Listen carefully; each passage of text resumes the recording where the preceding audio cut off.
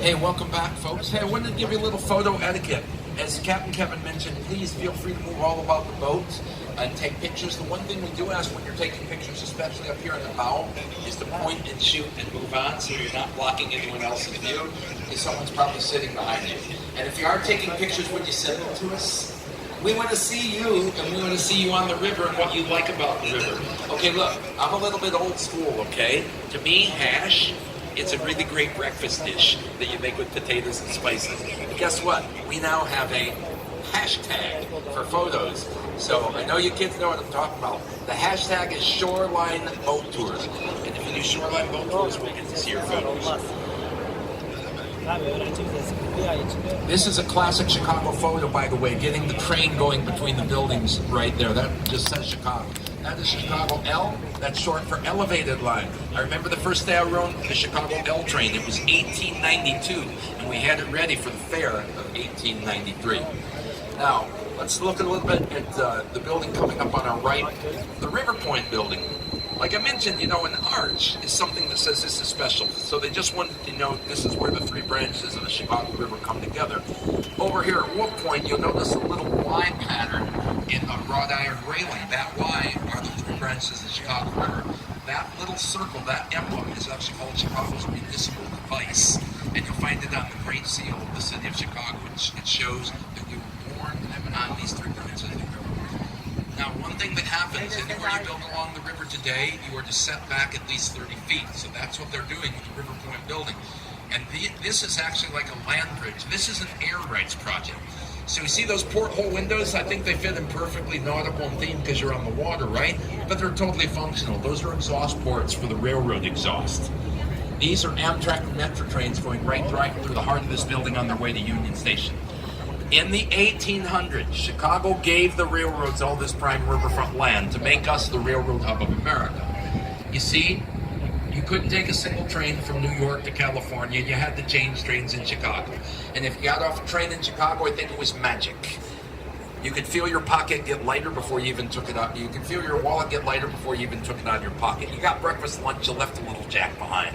So air rights is pretty self-explanatory. You buy the air, you build over top, you stay out of the way. And that's why the next building looks like an inverted pyramid, 150 North Riverside. Nope, so new, it doesn't even have a style. Call it beyond modernism, where Chicagoans like to call it either the tuning fork or the generous martini, take your pick. Now, the trains are running around the back of this building, and then you have the river here and 2 acres in between. That's a tiny footprint for a skyscraper. So this lot was underutilized for 80 years. And then Getch and Partners, the developers that did this, liked the challenge. They said, you know what, we can do something here. We're going to give you a building inside of a park and expand as we go up.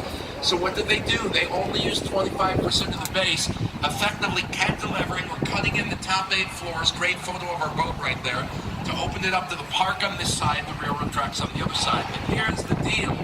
If you cut away your outer support walls, what's actually holding this building up?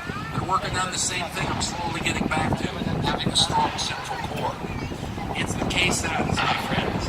In this case, they drilled down 110 feet and then 5 feet into bedrock, got out their socket wrenches and bolted the caissons to the stone. The train will continue now through the heart of the Boeing building, Perkins and Will, 1990, Ralph Johnson, architect.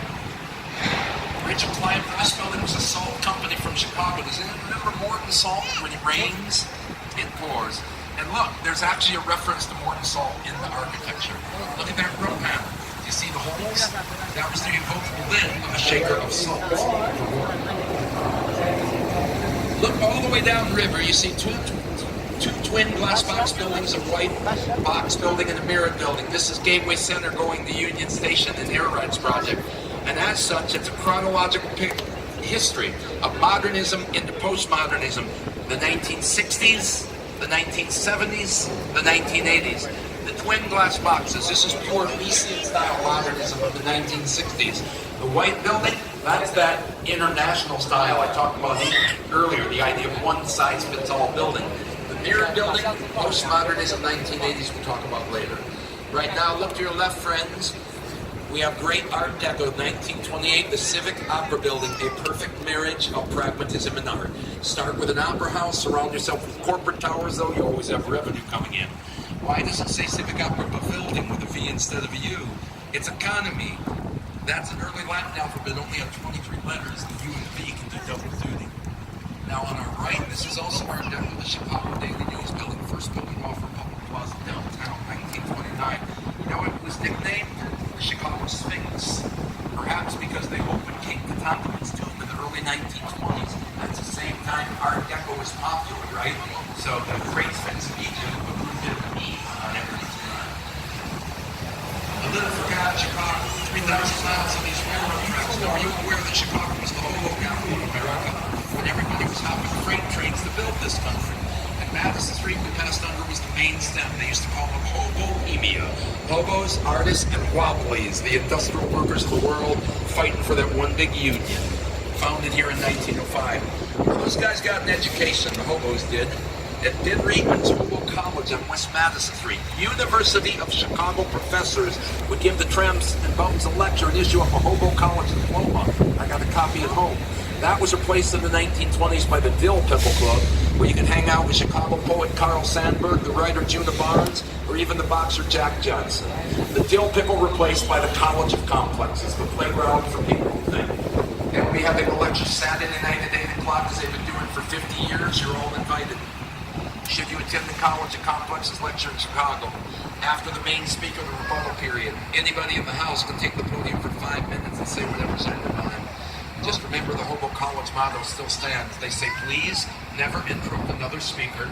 They prefer to only be one fool talking at a time. If you would like to go to this lecture series, I will give you their website after the tour. You're looking at the Amtrak and Metro trains at Gateway Center heading right there. See that neoclassical roof? That's Union Station. One of the last truly great rail terminals in America. I would urge you to go inside. Inspired by the Roman baths of antiquity, fluted Corinthian columns, marble staircases throughout. And if you want to get your kick on Route 66, well, that highway that winds from Chicago to LA, it's right above your head. Historic 66 is Adams and Jackson Street. They're one-way streets now. Anyone going to the Art Institute on Michigan Avenue? If you visit the Art Institute, check both corners for a 66 road sign. That's a great selfie to take. Come back over here later on our left by Shoreline Water Taxi. We'll drop you off. Do not pass go. Do not collect $200. Go directly to the second tallest building in America, the 11th in the world, and the 20th in the world today. It is the Willis, formerly Sears Tower. Architect Bruce Strab, and from Bangladesh, first engineering partner for Skidmore Owens and Dr. Khan. You can wave to the people in the skybox on the third floor. They can see you. It features a floor of glass. Intrate, man, you're 103 floors up. You're walking on air. Unless you have the fear of heights, then you'll be heaving in the air. Don't look down. 2009. Hunter-based insurance company, the Willis Group, takes over about 3 floors of a 110-story Sears Tower, and they gave them naming rights. Officially, that building is now the Willis Tower.